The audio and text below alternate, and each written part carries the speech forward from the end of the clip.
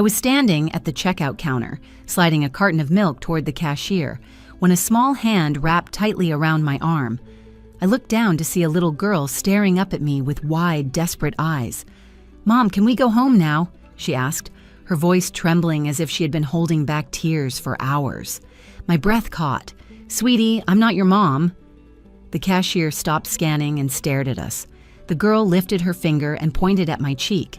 "You have the same birthmark," she said, touching her own face where a faint crescent-shaped mark curved beneath her eye, an exact match to mine. Before I could speak, a man came rushing over. He was tall, sharply dressed, with a forced smile that didn't reach his eyes. He gripped the girl's arm and pulled her to his side. "She's my daughter," he said quickly. "Sorry if she bothered you." The girl looked at me over her shoulder, her lips moving soundlessly. I didn't know what she was trying to say, but the fear in her eyes was unmistakable. As they turned toward the door, I felt the weight in my shopping bag shift. Above us, the store's security camera swiveled, catching every second, including whatever she had just slipped inside. Saturday mornings in my town always felt calm, almost too quiet. The streets were lined with tall maples, their leaves turning gold in the early October chill. I had driven the 10 minutes from my small apartment to Whitmore's Market, the local grocery store my family had shopped at for decades.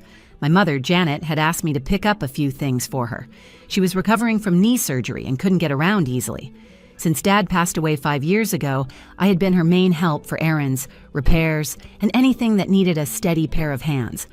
I walked into the store with a list folded in my jacket pocket, the familiar chime above the door greeting me like an old friend. Inside, the air smelled faintly of fresh bread from the bakery section. I grabbed a cart and started down the aisles, ticking off items one by one, vegetables for her soup, milk for my morning coffee, and a loaf of rye bread that Mom liked with butter. Every aisle had its regulars. Mr. Bailey, the retired high school coach, was comparing cereal prices like he was preparing for a championship game. The Dawson twins were chasing each other near the frozen section while their tired-looking father tried to corral them. I had grown up seeing these same faces, year after year. It was the kind of town where strangers were rare, and anything unusual was instantly noticed. I turned the corner toward the dairy section and spotted Marcy at Register 3. Marcy had been a cashier at Whitmore's since I was a teenager. She was the kind of person who remembered everyone's birthday and knew the names of their pets. She gave me a small wave as I walked past with my cart. I smiled back, already planning to ask how her grandson's baseball tournament went last weekend. The store wasn't busy, which meant I'd be out quickly. I loaded the last few items into the cart and wheeled toward Marcy's lane. Ahead of me, a little girl stood near the gum display, her hands folded in front of her. She couldn't have been more than 7 years old. She had pale blonde hair cut into a neat bob, and her coat looked a size too big for her small frame. She glanced at me as I moved into line. Her eyes were a pale, icy blue, and there was something in the way she studied me, like she was searching for something she desperately wanted to find. I smiled politely and looked away, assuming she was waiting for a parent nearby. Marcy started scanning my groceries, chatting about the weather and how the cold seemed to be arriving earlier this year.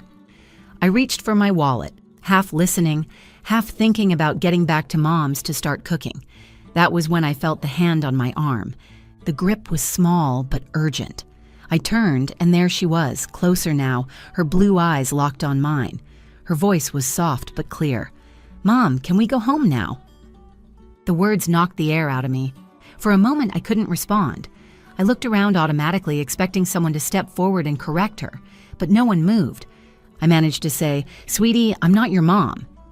The sound of my own voice felt strange in my ears, calm, steady, but underneath, my pulse had started to race.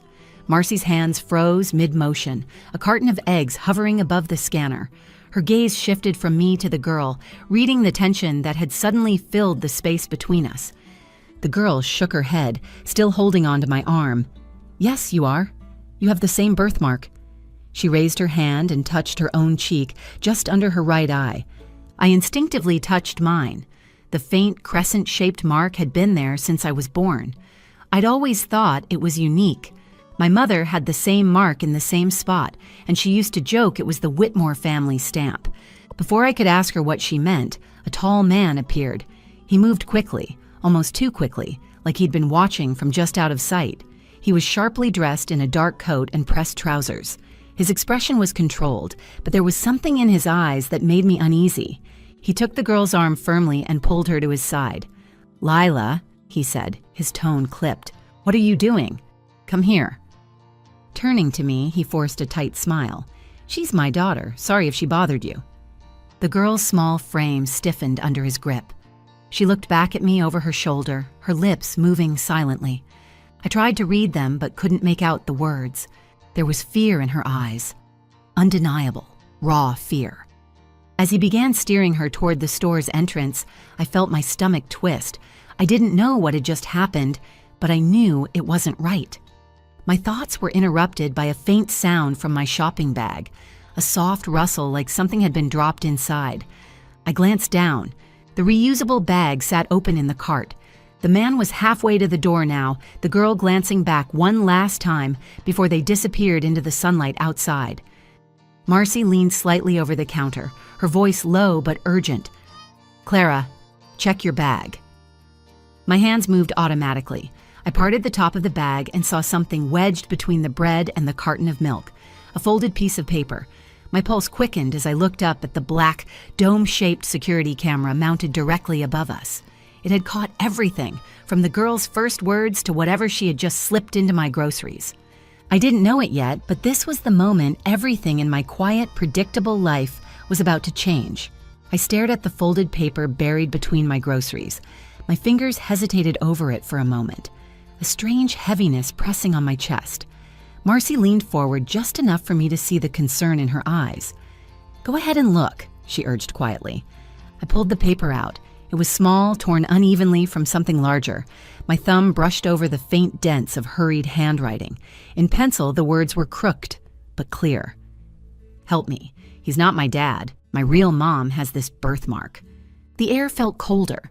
I read the message again, hoping I had misunderstood, but the meaning was painfully obvious. My hands tightened around the paper.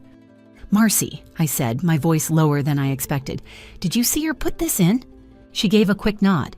"She slid it in while you were paying." I didn't want to say anything in front of him. I looked toward the wide glass doors at the front of the store. Through them, I could see the man walking across the parking lot, holding the girl's hand. He opened the back door of a black SUV and guided her inside. She sat stiffly, her head turning once toward the store as if she was trying to keep me in sight. I felt an instinctive pull to act. "Call the police," I told Marcy, already moving toward the exit. She picked up the phone at her register. "I'll tell them what happened. Go." I pushed my cart aside and walked quickly toward the doors. The automatic sensors opened with a soft whoosh, letting in the crisp bite of October air. The man was climbing into the driver's seat. I shouted, "Wait!" But he didn't look back. The engine roared to life. The SUV pulled out faster than it should have in a crowded parking lot. I jogged after it, my shoes slapping against the pavement, memorizing the license plate as best I could. The taillights flashed red before the car disappeared onto the main road. When I went back inside, the store manager, Tom, was already at Marcy's register. He was a broad-shouldered man in his early 50s, and his face was set in a grim line. "What's going on?" he asked. Marcy handed him the phone. "We have a possible abduction. Clara has a note from the girl. Security camera saw the whole thing." Tom's eyes widened. "Let me see that." I passed him the paper, and he read it silently before looking up at me. "We need to pull the footage now." He gestured for me to follow him to the small office near the back of the store. Inside, the faint hum of electronics filled the air. He sat down at the computer and brought up the security feed from Register 3. We watched it together. The girl stood near the gum display, watching me unload my cart. She waited until the man was out of sight before stepping forward, grabbing my arm and speaking. When I turned toward her, she pointed at my cheek. Then, while I was looking at her face, her other hand reached into my bag and slipped the folded paper inside. Seconds later, the man appeared from the bread aisle, his movements quick and direct. He took her arm, said something neither of us could hear, and steered her toward the exit. The footage showed her looking back at me, lips moving in what I now knew were silent pleas for help. Tom leaned back in his chair. "We're keeping this footage for the police. They'll be here any minute." My heart was pounding hard enough that I could feel it in my fingertips. Do you think he noticed she gave me this? I asked, holding up the note. Tom shook his head slowly. If he did, he wouldn't have let her anywhere near you. I think she took a huge risk. Marcy knocked on the open door. The police are on their way. They want you to stay here until they arrive. I sat down in the empty chair beside Tom, trying to quiet the storm in my mind. This girl, Lila, if that was her name, had chosen me out of everyone in that store. She had seen the mark on my cheek and decided it meant I could be trusted. I thought about her pale eyes and the way she held my arm, as if letting go meant losing her last chance. Minutes later, 2 uniformed officers stepped into the office. One of them, a woman with sharp features and dark hair pulled into a bun, introduced herself as Officer Rachel Moore. Her partner, Officer Sam Reed, was taller, with an easy but focused manner. Officer Moore sat down across from me. We've been told you had direct contact with the child. Can you walk us through everything, from the moment you noticed her to when she left? I told them everything. The first glance, her sudden approach, her claim that I was her mother, the birthmark, the man's arrival, and the note. I described the SUV and gave them the partial plate number I had memorized. Officer Reed examined the note, then placed it in a clear evidence bag. We'll check if this matches any active missing child cases. Did she seem frightened? Yes, I said firmly. She looked terrified, and whatever he is to her, she didn't want to leave with him. Tom handed Officer Moore a USB drive. Here's the footage from the moment she approached Clara to when they drove off. Moore nodded. This will help. We'll issue an alert immediately. Ms. Whitmore, we may need to contact you again if we have more questions. As they left, Tom turned to me. You did the right thing. A lot of people would have ignored it or thought it was just a mix-up. I wasn't sure if I had done enough. The note was still burned into my mind, the shaky handwriting etched in my memory. Somewhere out there, that little girl was sitting in the back seat of a black SUV, watching the world pass by through the glass, wondering if anyone was coming for her. I didn't know it yet, but the next call I received from the police would turn this strange encounter into something far bigger than I could have imagined. I left the store that afternoon with my groceries in the back seat and the weight of the note still in my jacket pocket. The cold October air bit against my face as I sat in my car, replaying the encounter in my mind. The girl's voice, the way her small hand had gripped my arm, the pale blue eyes that held mine as if willing me to understand. It all felt impossible to set aside. I could have gone home and told myself it was now in the police's hands, but my gut wouldn't let me. Lila had chosen me. She could have handed that note to anyone, but she hadn't.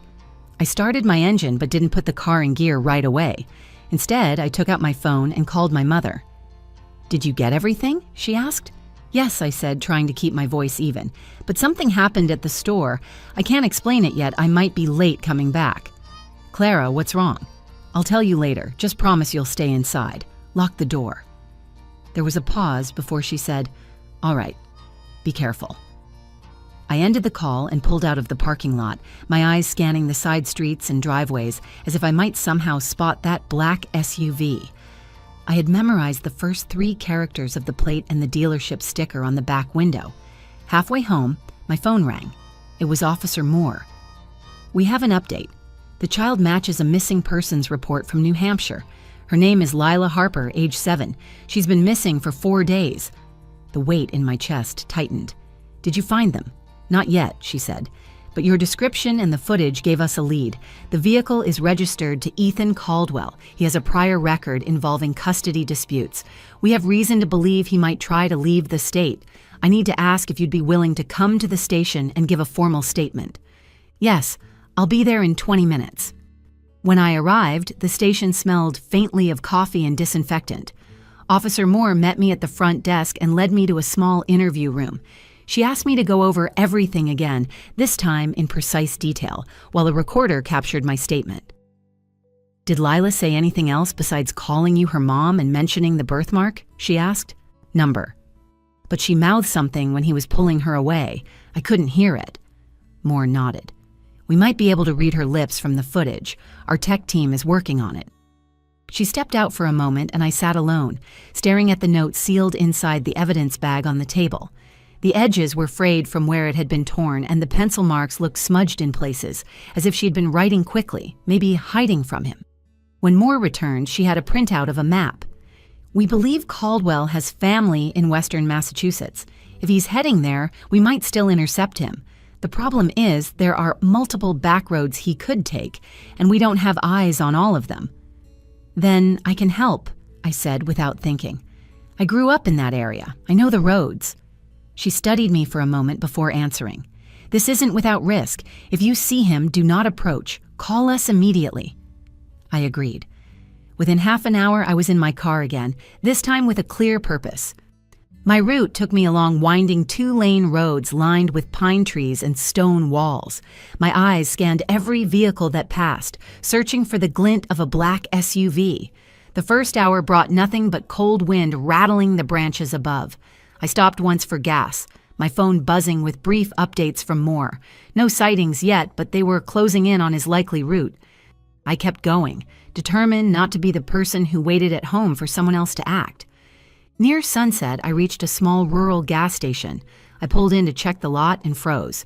Parked at the far end, angled away from the pumps, was a black SUV with the same dealership sticker I had seen earlier.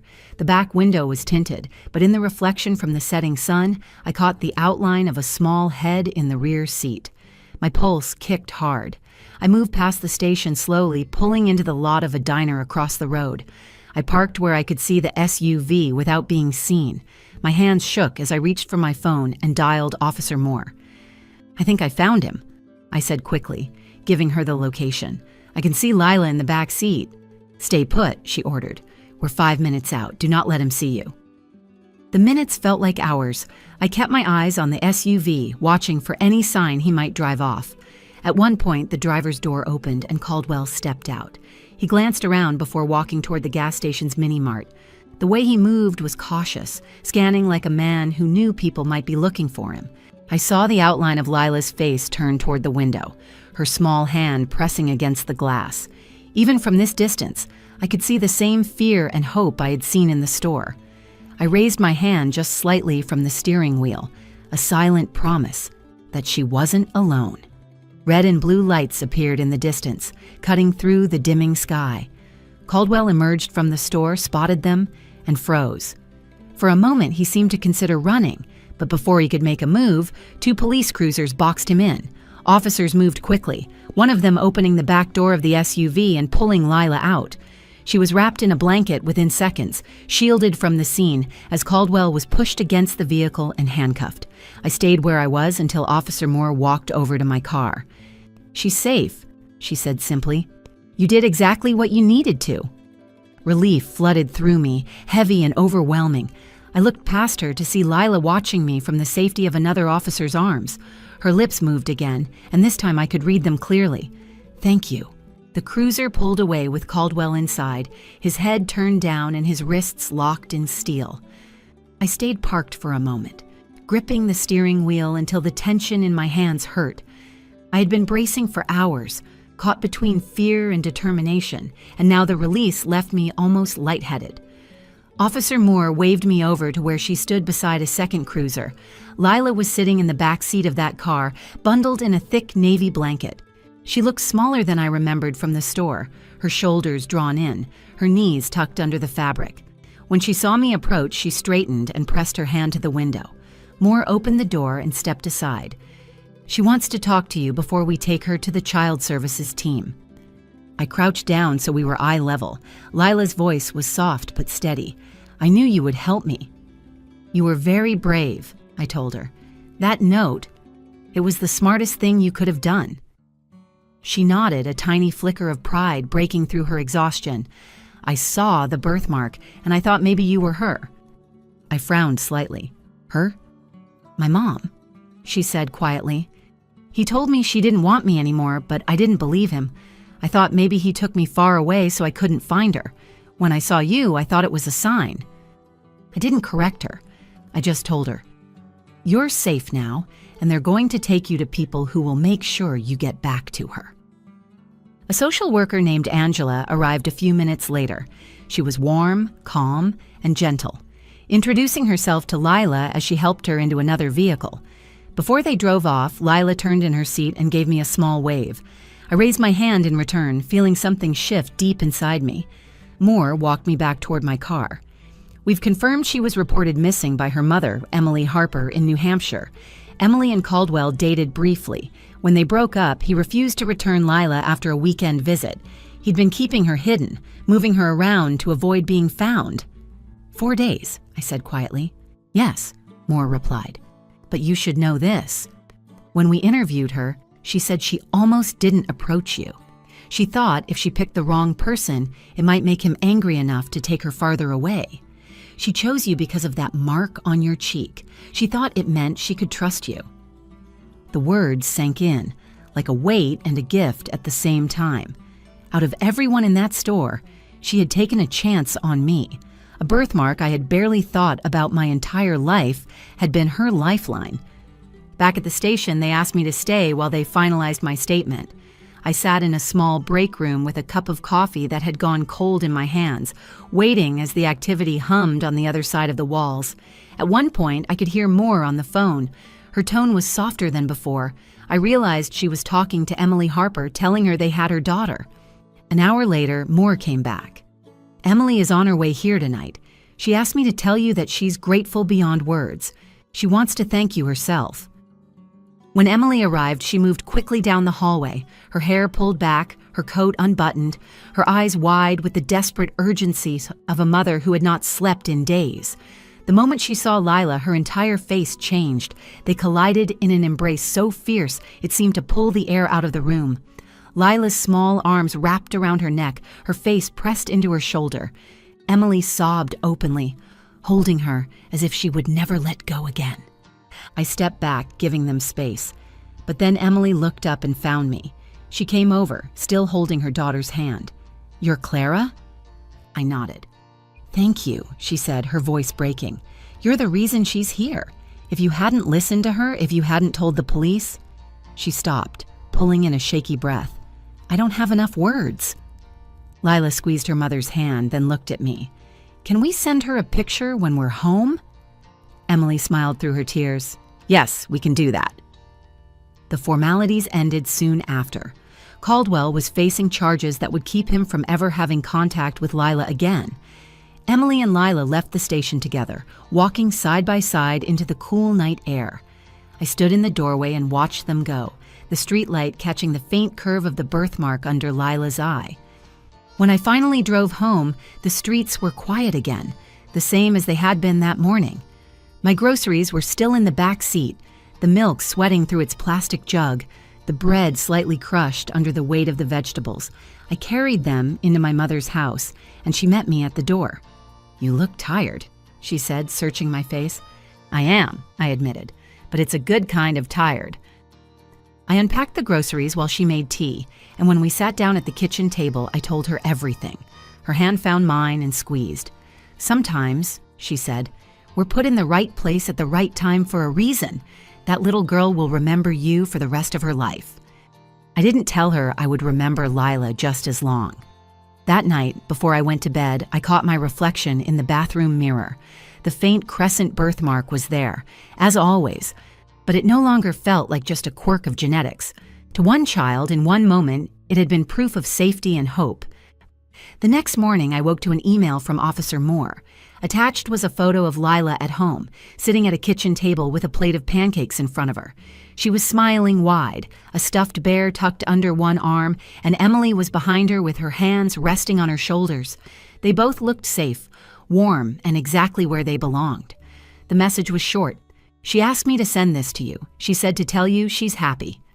I stared at that picture for a long time, thinking about how easily things could have gone differently. If I had brushed her off in the store, if I had assumed she was confused, if I had ignored the strange weight in my bag, she might still be missing. That thought stayed with me all day. I visited my mother later that afternoon. She was sitting by the window with her knitting basket beside her. I told her about the email, and she smiled softly. "It's not every day you get to be part of someone's rescue. You should feel proud." "I do," I admitted. "But more than that, I feel grateful. She trusted me with her only chance to get help. That's not something I'll forget. For the next few days, I kept in touch with Officer Moore. Caldwell remained in custody, facing charges that meant he would never have access to Lila again. Emily arranged for counseling to help Lila work through the fears she had been living with. One evening, I received a handwritten note in the mail. It was from Lila. Her handwriting was still uneven, but her message was clear. Thank you for listening when it mattered most. I pinned it to my fridge as a reminder that sometimes a single choice can change everything for someone else. When I finally returned to Whitmore's Market for groceries, Marcy greeted me with a hug. "The whole town's been talking about you," she said. "You gave that little girl her life back." I didn't feel like a hero. I felt like a person who had been in the right place and decided not to look away. It made me wonder how many times we pass by someone who needs help but says nothing, and how often we mistake silence for safety. That experience taught me that trust can appear in unexpected ways. A matching birthmark, a shared look, a gut feeling you can't explain. When it comes, you have to decide whether you'll act on it. Lila did, and because of that, she's home. What would you have done if a child called you mom in public and begged for help? Have you ever been in a situation where you had to decide quickly if someone was in danger? Share your thoughts in the comments and tell us if you've ever faced something similar. Like this video, share it, comment your story, and subscribe to the channel for more true-to-life twists you won't forget.